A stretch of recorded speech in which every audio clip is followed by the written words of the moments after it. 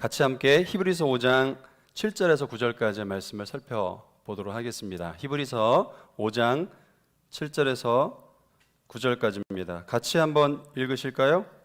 그는 육체에 계실 때에 자기를 죽음에서 능히 구원하실 이에게 심한 통곡과 눈물로 간구와 소원을 올렸고 그의 경건하심을 말미암아 들으심을 얻었느니라. 그가 아들이시면서도 받으신 고난으로 순종함을 배워서 온전하게 되었은즉 자기에게 순종하는 모든 자에게 영원한 구원의 근원이 되시고. 여기까지 보겠습니다. 다시 한번 우리 8절 말씀만 한번 보시죠. 그가 아들이시면서도 받으신 고난으로 순종함을 배워서.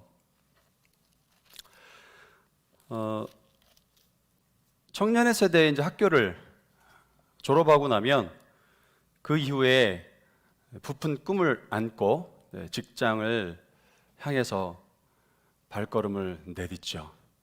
웃으시는 자매님이 계신데 그렇지 않다라는 것을 이야기해주고 있죠. 부푼 꿈이 분명히 있지만 막상 졸업 후 현장에 들어가면 냉혹한 현실에 무너져 내리는 것을 봅니다. 여러 이유가 있겠지만 그 중에 대표적으로 냉혹한 현실이라고 하는 것이 있다면 갑질이라고 하는 것이죠. 갑질이라는 게 뭐예요? 힘을 가진 사람에 의해서, 그들이 가진 그 힘에 의해서 의리부당한 대우를 받는 거죠. 대부분 우리는 다 갑이 아니라 을의 위치에 있다 보니까 이런저런 부당한 대우들을 참 많이 받습니다. 직장인들 설문조사를 했어요. 65%가 그런 갑질을 경험한 적이 있다라고 대답을 했습니다.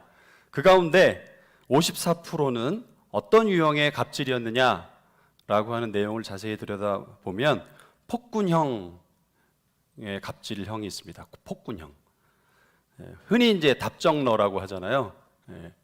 그래서 넌 내 말대로만 따라야 해. 자기의 의견 말하라고 해놓고는 결국에는 상사 뜻대로 가는. 왜 그렇게 물어보는지는 모르겠죠.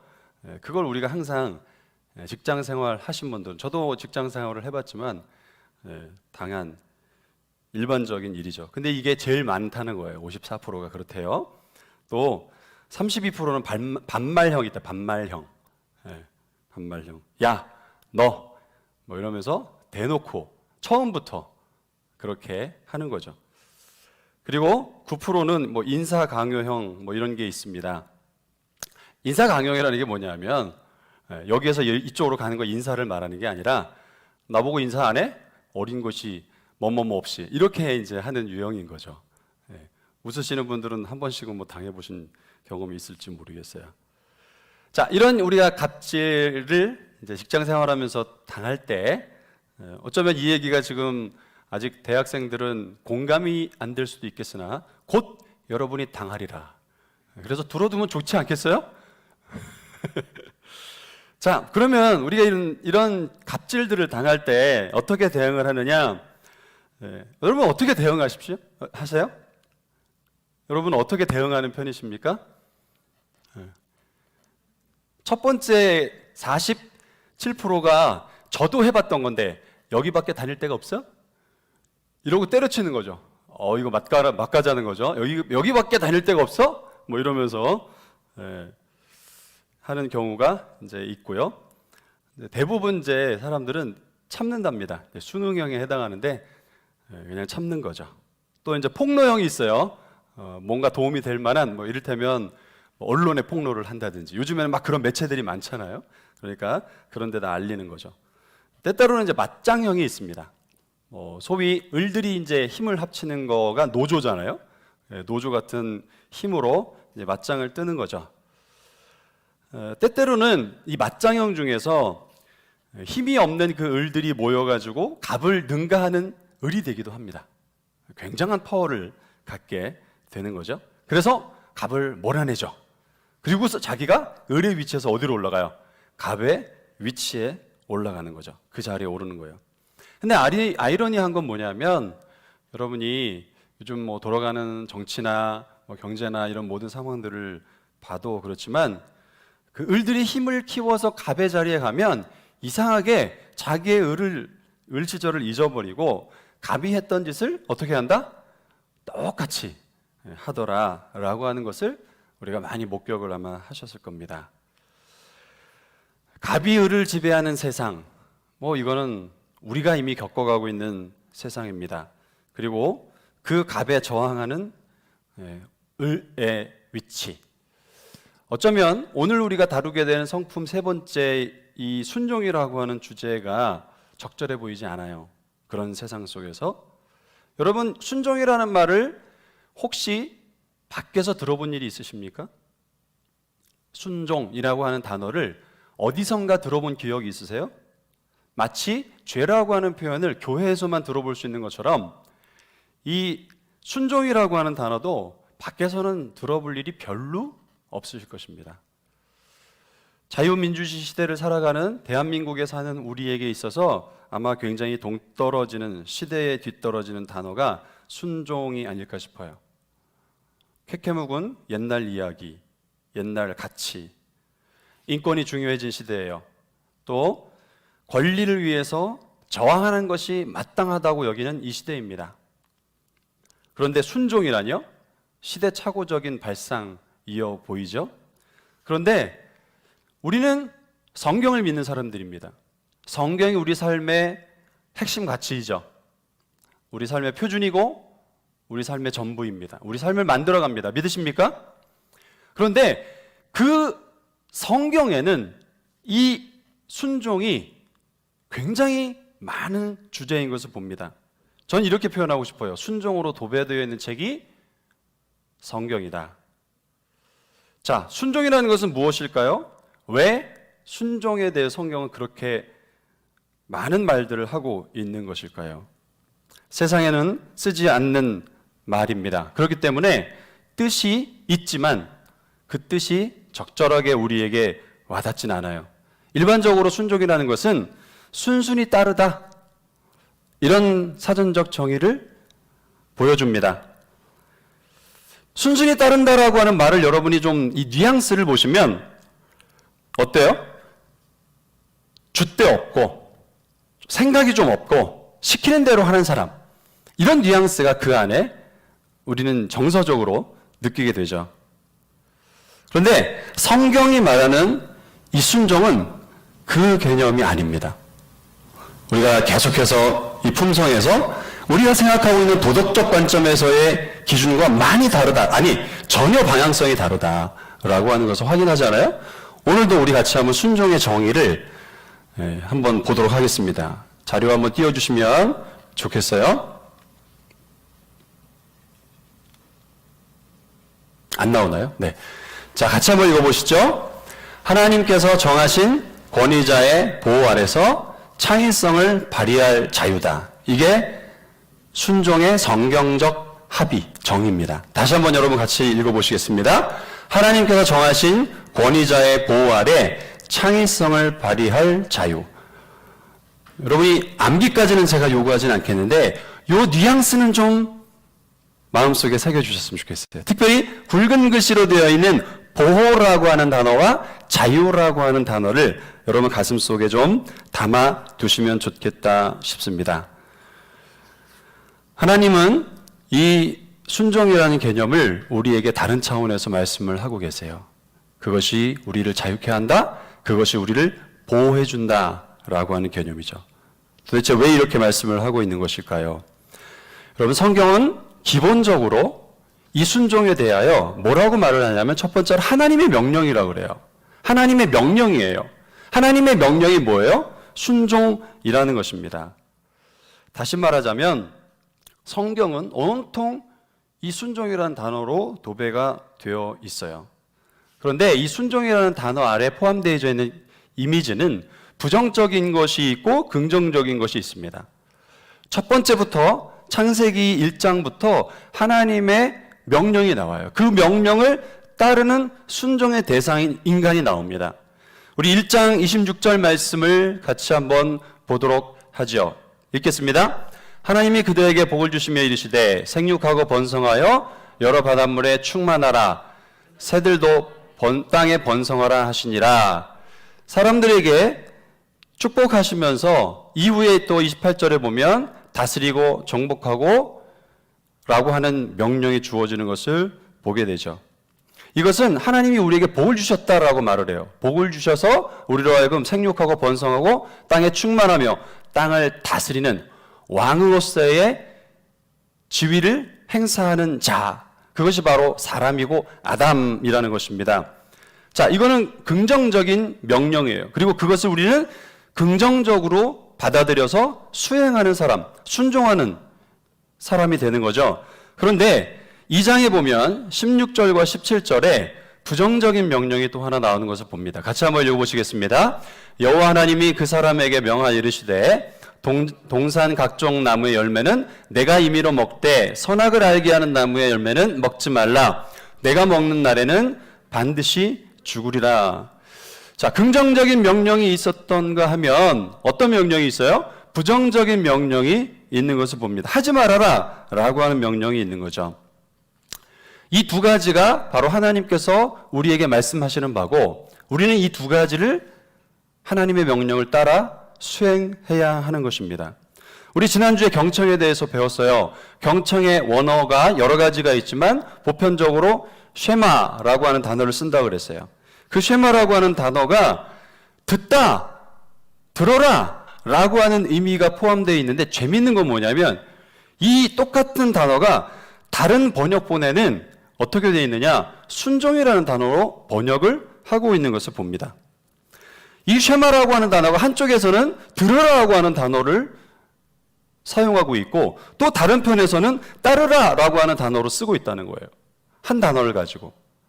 그래서 이 단어는 굉장히 중요한 단어이다라고 하는 것을 보게 되죠. 성경은 순종과 관련해서 금방 여러분이 자막을 통해서 확인하신 것처럼 두 가지 명령을 주십니다. 하나는 해라, 명확합니다. 하나님은 해라, 무엇을 해야 되는지에 대해서 말씀하세요. 또 하지 말아야 될 것을 분명하게 선을 그어서 말씀하십니다. 여러분은 둘 중에 뭐가 좋아요? 해가 좋아요? 하지 마가 좋아요? 해가 좋아요? 과연 그럴까요? 고개를 뒤에는 설레설레 흔들었어요. 해가 좋을까요? 하지 마가 좋을까요? 하지 마가 좋아요, 그러면? 그것도 아니라는데요. 둘이 부부 사이에 그렇게 다르면 안 됩니다. 벌써부터. 입이 같아져야지. 내가 분명히 입이 같으라 그랬는데. 네, 의견 차이가 보이네요. 자, 성경의 명령은 해, 하지 마 두 가지가 있는데 우리는 둘 다 불편합니다. 우리에게는 이 두 가지 명령이 다 불편해요. 왜냐? 우리는 반대로 하는 경향성을 가지고 있거든요. 그걸 죄성이라고 부르죠. 우리는 해라고 할 때는 뭐 하고 싶어요? 하지 말고 싶어요. 하지 말라고 하면 하고 싶어요. 이게 우리 안에 있는 거예요. 우리 안에. 특별히 하지 마 라는 말씀을 들었을 때 우리가 직접적으로 불편하죠. 이건 대놓고 하지 말라고 하는 거니까. 왜 그래요? 먹지 마. 먹고 싶은데 먹지 말라는 게 너무 많아. 그죠? 또 가지 마. 절하지 마. 또 품지 마. 이런 것들에 대해서 우리가 하고 싶은 것들을 하지 말라고 하니까 굉장히 불편합니다. 반대로 하라는 여러분 편할까요? 이것도 불편해요. 왜냐?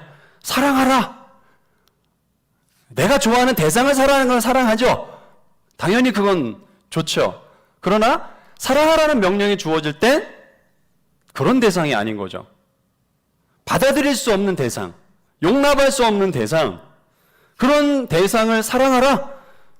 또 뭐예요? 용서하라. 심지어는 벗어줘라. 그리고 십자가의 길을 가라. 이런 명령들이 우리에게 주어진다는 거예요. 이 명령들이 주어질 때 누가 그 명령을 하고 싶겠어요? 그러니까 결국에 이것도 저것도 우리는 싫다는 거죠. 이것도 저것도 우리는 순종할 마음이 사실은 없는 거예요. 그러면 하나님은 마치 하지 말라라고 하는 것을 남발하는 꼰대 아저씨 같은 분일까요? 왜 하나님은 우리에게 하지 말라, 때로는 하라라고 하는 명령을 주시는 것일까요? 그것이 여러분 최고의 길이기 때문에 그래요. 우리의 생명을 살리고 우리의 하나님께서 주신 복들을 잃어버리지 않게 하는 최고의 은혜가 바로 거기에 있기 때문에 그렇습니다. 하나님은 꼰대 아저씨가 아니라 사랑의 하나님인 줄 믿으시길 바랍니다. 순종은 하나님이 명령하신 거예요. 그래서 그 명령하는 자의 명령을 받아들이고 따르는 것인데, 그 명령을 하실 때에는 이유가 있어서 말씀을 하신다라고 하는 거예요. 그래서 우리에게 뭐가 필요해요? 믿음이라는 게 필요해요. 그리고 적극적으로 고민하지 말고 즉시 따르고자 하는 마음이 필요합니다. 자, 그러면 어떻게 순종할 수 있느냐? 왜 우리는 순종해야 되느냐라고 하는 말씀을 우리가 살펴보면, 두 번째로 그 명령을 순종하는 자에게 하나님께서 축복과 보호하심을 주신다는 거예요. 이미 우리가 시편 91편 1절 2절 말씀을 찾아 살펴본 적이 있습니다. 다시 한번 읽어보실까요? 지존자의 은밀한 곳에 거주하며 전능자의 그늘 아래 사는 자여, 나는 여호와를 향하여 말하기를 그는 나의 피난처요 나의 요새요 나의 의뢰하는 하나님이라 하리라. 그 말씀을 순종하고 그 말씀을 청종하고 그 말씀을 따르는 자를 하나님께서 그 날개 아래 보호하신다는 거예요. 어떤 위협으로부터 하나님께서 안전한 망을 쳐주시고 보호하신다는 것입니다. 비가 막 우리 지금 이 시즌에 내리고 있죠? 비 안 맞는 방법은 뭐예요? 든든한 우산 안으로 들어가는 거예요. 우산 안에 들어가 고개를 갸우뚱거리는 사람은 그걸로 안 되는 때가 있다는 걸 아는 건데, 너무 거기까지는 가지 마시고 비록 비가 튀긴 하지만 우산 안에 들어가 있으면 쫄딱 맞지는 않는 거죠. 이게 바로 순종의 개념이라는 거예요. 우리가 하나님께 순종할 때 우리에게 쏟아지는 인생의 많은 어려움들을 하나님이 보호하셔서 맞지 않도록 하시는 은혜를 베풀어 주신다는 것입니다. 우리는 사실 한치 앞을 내다볼 수 없는 유한한 존재입니다. 몇 번 말씀드렸지만 마치 양처럼 단 1m 앞에도 볼 수 없는 그런 한시적 존재가 우리예요. 그런데 하나님은 우리가 보지 못하고 알지 못하는 시간 너머를 보시고 아시는 분이십니다. 그래서 우리에게 어떻게 하세요? 알려주십니다. 지난 시간에 경청이 얼마나 중요한 주제예요? 하나님께서 경청하는 귀를 갖고 있는 자에게 알려주신다는 거예요. 이 길로 가야 될지 말아야 될지, 이 일을 해야 될지 말아야 될지 하나님은 분명히 우리에게 알려주신다는 거예요. 그래서 하나님은 알기 때문에 우리는 모르지만, 우리는 시간 너머의 세계를 모르지만, 당장 1시간 후에 뭐가 일어날지 모르지만 하나님은 아신다는 거예요. 그래서 하나님은 우리에게 알려주세요. 말씀을 통해서 알려주세요. 기도할 때 하나님께서 알려주세요. 그래서 우리는 듣는 귀 열어야 하는 것이죠. 그런데 그 안에 있는 내용들은 우리가 원하는 답을 말씀하시지 않는다는 거예요.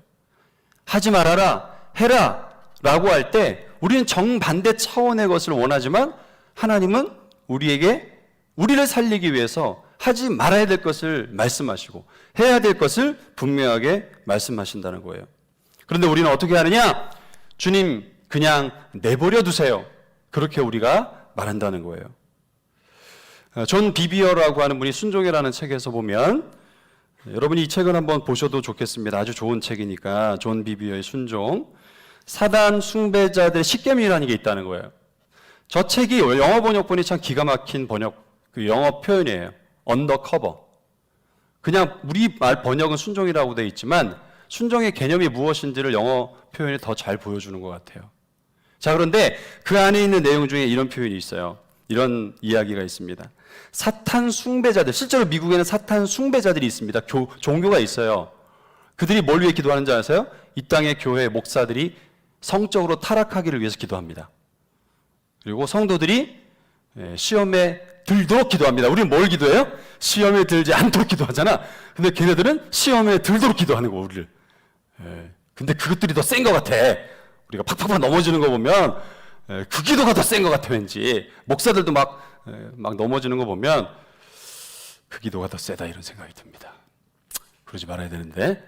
자, 아무튼 그 사탄 숭배자들의 10계명이 있다는 거예요.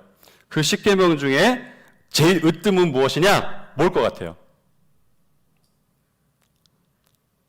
사탄 숭배자들의 제 으뜸되는 10계명 1계명, 내 뜻대로 할지니라.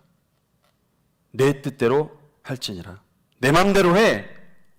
사탄은요, 우리에게 하나님의 뜻에 순종하고 따르기보다는 내 마음대로 살도록 그렇게 끊임없이 부추겨요. 너는 자유가 있어. 네 마음대로 할 수 있는 권리가 있어. 여러분, 이 시대를 잘 분별하셔야 됩니다. 이 시대에서 계속해서 쏟아지는 핵심 메시지가 뭐예요? 너에게 권리가 있다는 거예요. 너에게 자유가 있다는 거예요. 그 자유를 만끽하라는 거예요. 심지어는 그 말을 확정하기 위해서 신은 없어. 신은 죽었어. 그러니 네 마음대로 살아. 이렇게 광고까지 만들어서 붙이잖아요. 분별하셔야 됩니다. 이게 누구의 말이라고요? 사단의 말이라는 거예요. 사단의 말. 끊임없이 부추깁니다. 네 생각대로 만들어진다. 네 생각대로 되는 세상이다. 문제는 그렇게 내 뜻대로 살았을 때 과연 행복하냐? 그들이 말하는 것처럼 행복하냐? 아니죠. 그것은 사는 길이 아니라 죽는 길이에요. 흥하는 길이 아니라 망하는 길입니다.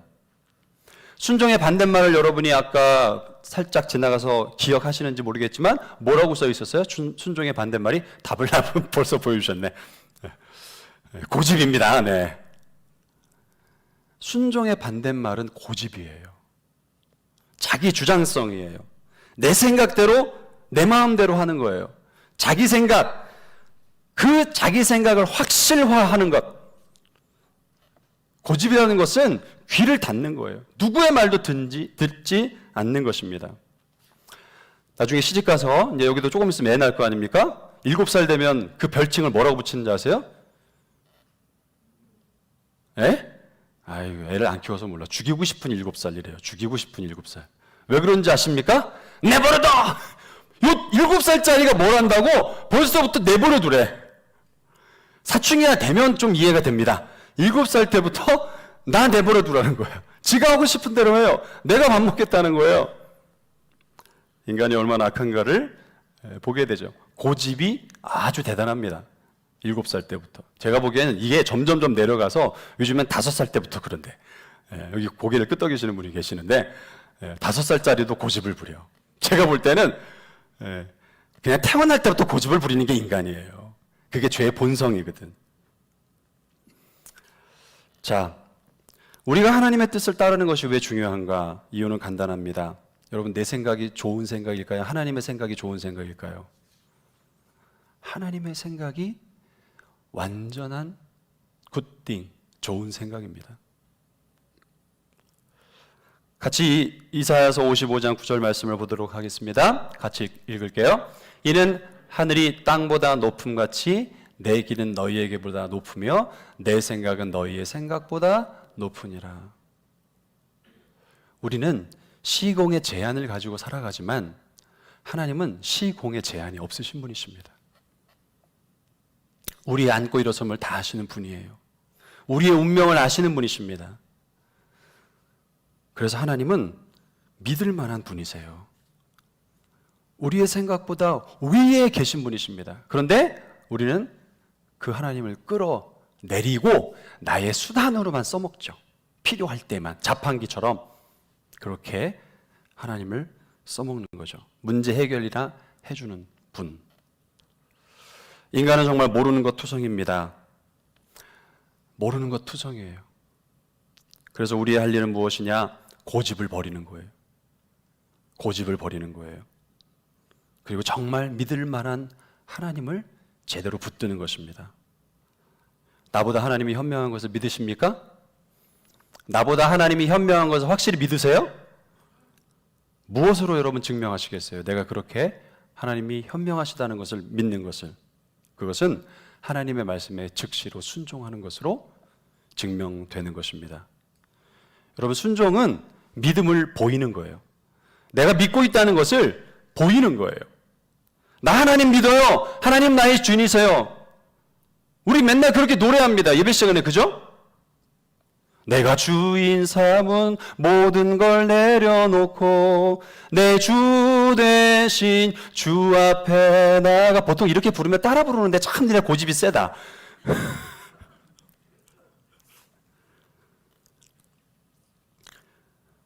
이렇게 말해요.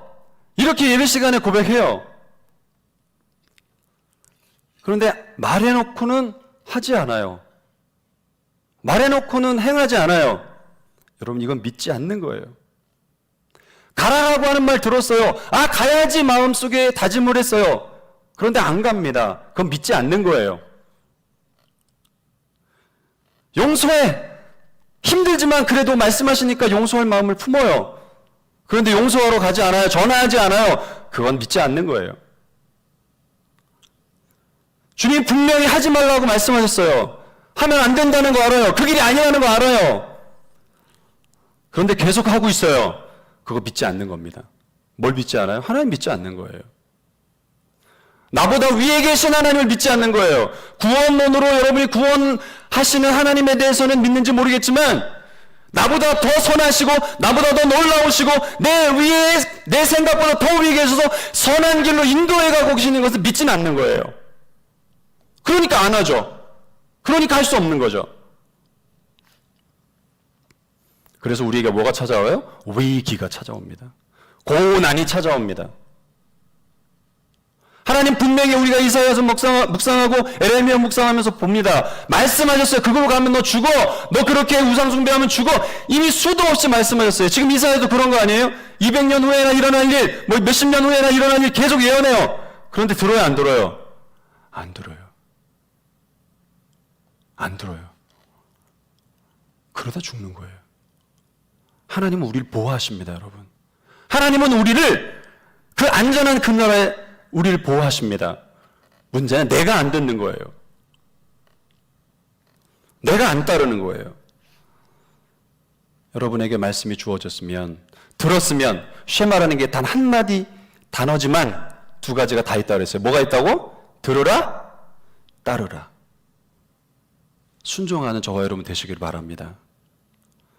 세 번째로 굉장히 중요한 거. 순종은요, 다 알고 따라가는 게 아니문이다. 뭐라고요? 다 알고 따라가는 게 아니라는 거예요. 다 알고 순종하는 게 아니라는 거예요. 여러분, 헬라 사상은요, 이해를 수반해요. 이해를 기반으로 하고 있어요. 그래서 내가 납득이 돼야 돼. 납득이 될 때까지 토론하고 그러죠? 그 다음에 움직여요. 그런데 히브리적 사고는 그게 아니에요. 주어지면 누가 주신 거기 때문에, 하나님이 주신 거기 때문에 신뢰하고 그냥 따르는 거예요. 생각 안 해요. 계산 안 해요. 따져보지 않아요. 그냥 따르는 거예요. 모르는데도, 이해가 안 되는데도, 때로는 말이 안 되는데도 하나님이 말씀하시니까 복종하는 것입니다. 우리 고린도후서 10장 5절 말씀을 보도록 하겠습니다. 같이 읽어요. 하나님 아는 것을 대적하여 높아진 것을 다 무너뜨리고 모든 생각을 사로잡아 그리스도에게 복종하게 하라. 지금 복종해야 하는 거예요. 생각하고 복종하는 게 아니에요. 그런데 우리는 어떻게 해요? 복종이 아니라 설명을 요구해요. 나를 좀 설득해 보시죠? 알아듣게 얘기해 보시죠? 제가 그러면 듣겠습니다. 제가 그러면 가겠습니다. 요나가 그랬잖아요. 우리 요나 시리즈 때 봤잖아. 즉시 안 갑니다. 여러분, 이건 순종이 아닌 거죠. 참새들이 전깃줄에 쭉 한 줄로 앉아 있었어요. 포수가 조준을 했습니다. 맨 앞에 있는 참새가 알아차리고 외쳤어요. 뭐라고 외쳤을까요? 도망가는 사람이 하는 말이고 잭 그랬지. 잭. 오늘도 안 웃습니다. 네. 이런 거 하지 말아야 되는데. 웃기려고 했다가 지금 말로 봤는데. 네. 그랬겠죠. 도망가라고 하거나 엎드려. 그런데 다 살았는데 그 중에 한 마리가 죽었어. 왜 죽었는지 아세요? 왜 죽었는지 아세요? 그 한 마리가? 누가 감히 나한테 엎드리라고 그래? 누가 감히 나한테 명령이야. 이러고 고개를 빳빳이 들었다가 총 맞아 죽은 거죠. 웃자는 개그이지만 굉장한 의미가 담겨 있다고 생각합니다. 비행 항공 선구자이자 영국 항공기 설계자인 핸드리 페이지라는 분이 계셨어요. 그분이 에어쇼 도중에 갑자기 바스락거리는 소리를 듣게 됩니다. 직감을 했어요. 쥐구나. 생쥐가 전선을 갉아먹는 거예요. 일촉즉발이죠. 추락하기 일촉즉발입니다. 어떻게 해야 돼요? 빨리 내려가야 되는 거죠. 필사적으로 빨리 내려가는 거예요. 그런데 동시에 그가 기도합니다. 하나님, 어떻게 할까요? 하나님의 음성이 들립니다. 뭐라고 들리냐면 올라가라. 주를 항모하는 자 올라가. 이런 거 분별을 잘 하셔야 됩니다. 올라가라. 이렇게 음성이 들리는 거예요. 더 높이 올라가라. 자, 상식은 뭘까요? 빨리 내려가서 착륙하는 거죠. 갉아먹어 타기 전에. 그죠? 그런데 그가 올라가라는 명령을 듣고 순종해서 위로 올라갑니다. 어떤 일이 일어났을까요? 쥐가 질식을 해서 죽습니다. 쥐가 질식을 해서 죽어요. 그래서 무사히 기원한 이야기. 이게 바로 하나님의 우리와 함께 하시는 보호와 은혜예요. 그래서 경청과 순종은 동전의 양면입니다. 경청하는 자는 순종하게 되어 있고 순종하는 자는 듣게 되어 있어요. 이렇게 순종하는 저와 여러분 되시길 바랍니다. 하나님의 현명하심을 믿기에 다 이해가 안 되지만 무슨 상황인지 설명이 때로는 안 되지만 그분의 명령이기에 하는 거예요. 반대로 때때로는 하지 않는 거예요. 그분의 명령이기 때문에. 나는 너무도 하는 것이 맞고 확실한데 주님이 말씀하신 거기 때문에 그 길 가지 않는 거죠. 그 일을 행하지 않는 거죠. 여러분, 아브라함 보세요. 아브라함을 성경은 뭐라 그래요? 믿음의 사람이라고 말합니다. 믿음의 사람이라는 건 동시에 순종의 사람이라는 말입니다. 그의 순종은 어떻게 나타납니까? 본토지척 아비 집을 떠나라. 따져 묻지 않았어요. 어디로 가야 합니까? 왜 가야 합니까? 따져 묻지 않아요. 그냥 발걸음을 뗍니다. 물론 히브리서에는 가나안 땅으로 가라라는 약속이 주어진 것처럼 해석을 하고 있지만 그럼에도 불구하고 그는 가나안 땅에 한 번도 가본 적이 없는 사람이에요. 지정학적으로 그렇게 갈 수 있는 거리도 아니에요. 그런데 그는 묻지도 따지도 않고 갑니다. 아들 바치라는 천청병력 같은 명령이 떨어졌습니다. 사랑하는 아들, 그 노년에 낳은 아들 바쳐라. 따지지 않았습니다. 왜냐고 묻지 않았어요. 하나님이 주신 거잖아요 하고 항변하지 않았어요. 그냥 아들을 데리고 하나님이 정하신 그 산으로 나아갑니다. 제대로 알고 갔어요? 이해돼서 갔어요? 아니에요. 이게 순종의 삶입니다. 베드로, 여러분 기억하시죠? 밤새도록 그물질했는데 고기 한 마리 못 잡았어요.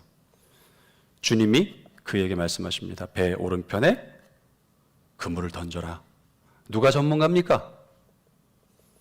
고기 잡는 일에 누가 전문가예요? 에? 베드로가 전문가예요? 예수님이 전문가예요?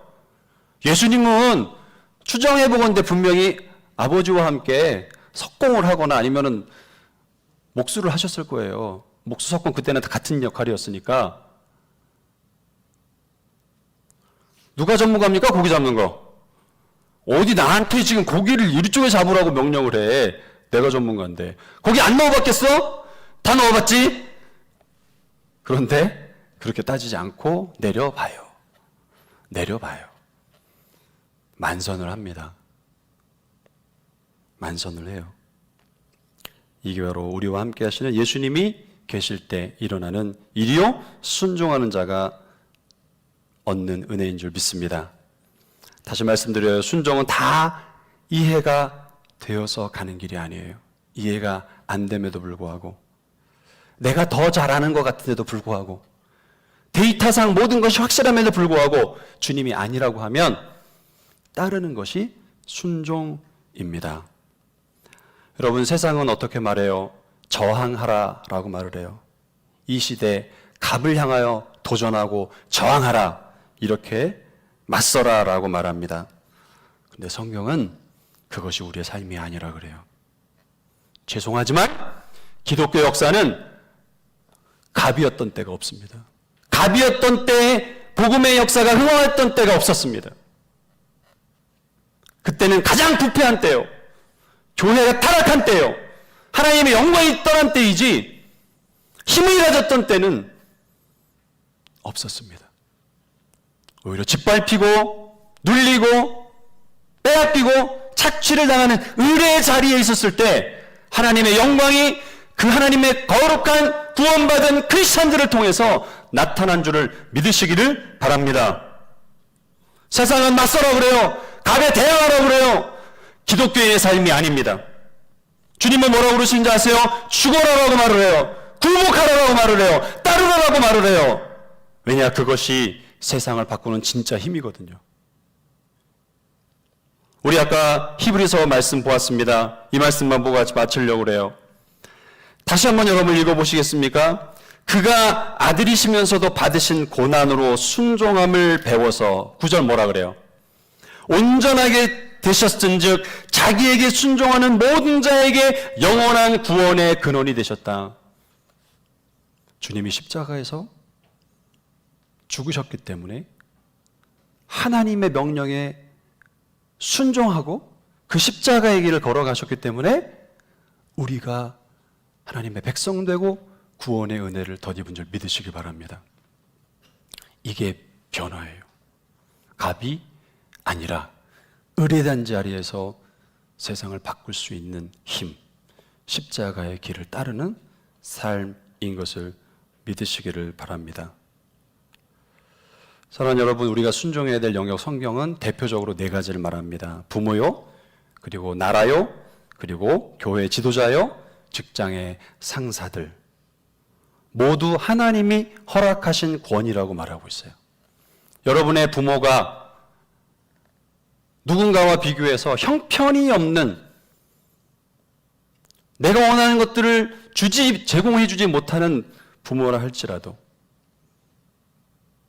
그것을 넘어서서 내 인생을 망가뜨린 장본인을 할지라도 주님은 부모를 공경하라 라고 말씀을 합니다. 이 땅의 정부가 못마땅한 것이 많지만 그럼에도 불구하고 이 땅의 정부를 위하여 굴복하고 이 땅의 정부가 성공하도록 든든한 지원자가 되라고 말씀을 하고 있습니다.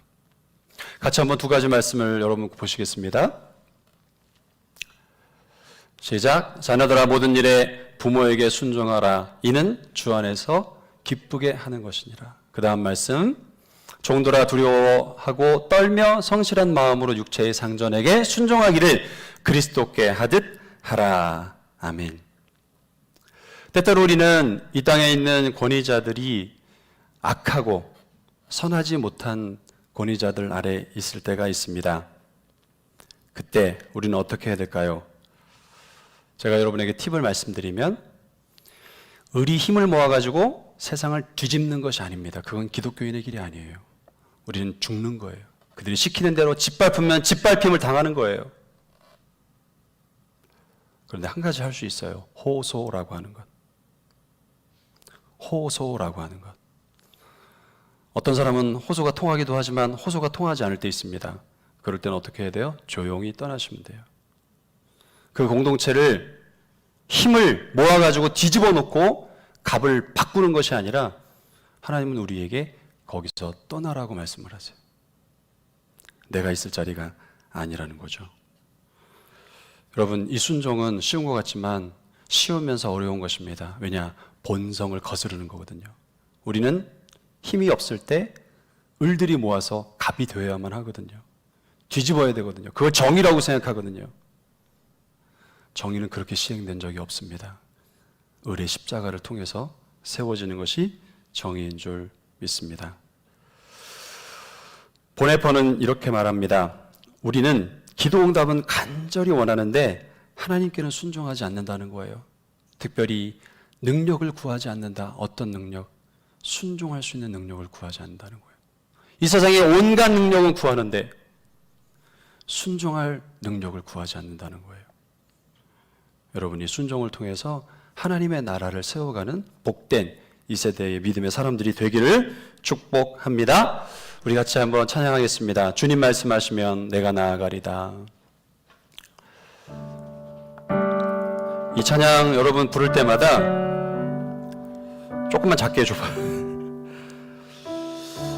이거 여러분 진짜 생각 많이 하고 부르셔야 돼요. 이거 주님이 책임 물으셔. 이 고백에 대한 여러분에게 책임을 물으신다니까. 입술 남발하지 마시고, 공수표 남발하지 마시고 이 가사를 한번 생각해 보세요. 가사에 혹시 있어요? 주님 말씀하시면 내가 나아가리다. 그렇죠? 그 다음 뭐야? 주님 뜻이 아니면 내가 멈춰서리다. 이거 자신 없으면 안 불러도 돼. 진짜로. 근데 소원하면 부르세요. 안 되지만 주님 제가 소원하기를 원합니다. 뜻하신 곳에 나 있기를 원합니다. 된다고요? 찬양 부를 때 여러분 정말 진중하게 여러분 부르세요. 이것이 내 삶의 간증이 되어지도록. 주님 말씀하시면 내가 나가리다. 주님 뜻이 아니면 내가 멈춰서리다. 나의 가고 서는 곳 주님 뜻에 있으니 오 주님. 나를 한 번 더 부르겠습니다.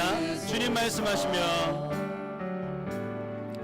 주님 말씀하시면 내가 나가리다.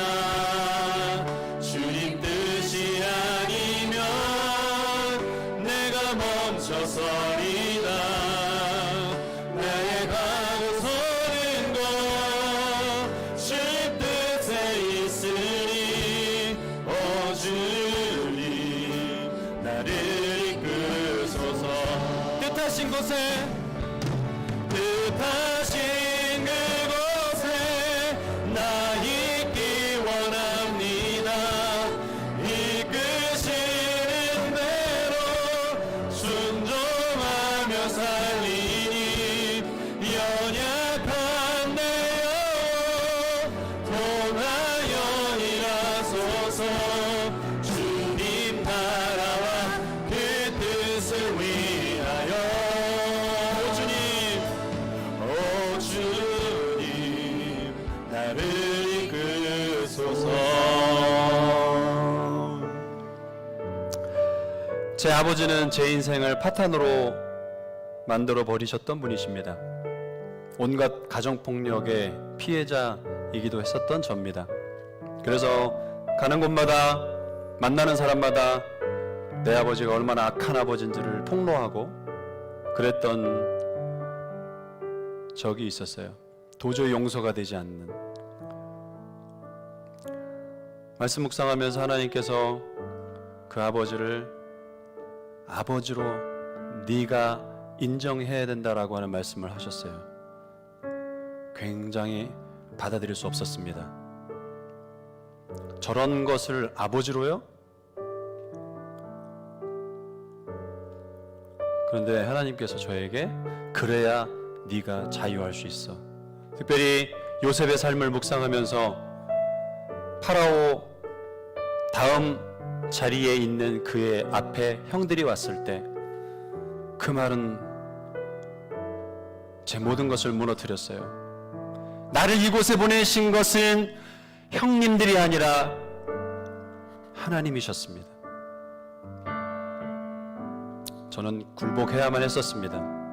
그래서 아버지에게 아주 오래전 일이긴 하지만 전화를 걸어서 아버지, 제가 잘못했습니다. 아버지 용서해 주세요. 혹시 여러분에게 이 말을 드리는 이유는 마음속에 순종하라고 말씀하시는 영역이 있을 것 같아요. 받아들여라, 용납해라 라고 하시는 말씀을 하고 계시는 것 같아요. 혹시 기도가 필요하시다면 이 시간 짧게라도 주님 용기를 내어 풀어내게 하옵소서. 그것을 짐으로 더 이상 가지고 살아가지 않겠습니다. 기도하시기 바랍니다. 살아계신 하나님, 오늘 이 시간 내 마음속에 은혜 주시기를 원합니다.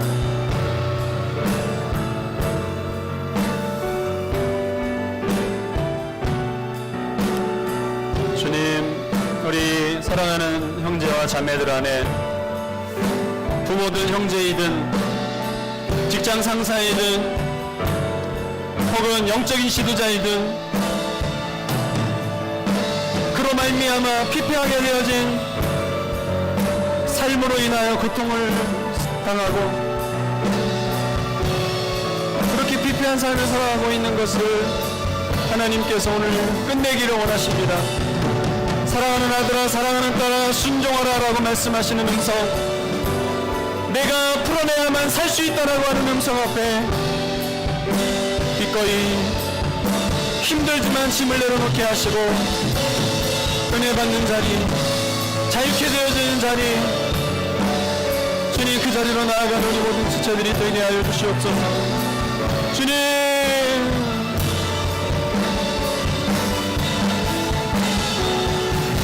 뜻하신 그곳에 나 있기 원합니다. 이끄시는 대로 순종하며 뜻하신 곳에서, 뜻하신 그곳에 나 있기 원합니다. 이끄시는 대로 순종하며 살리니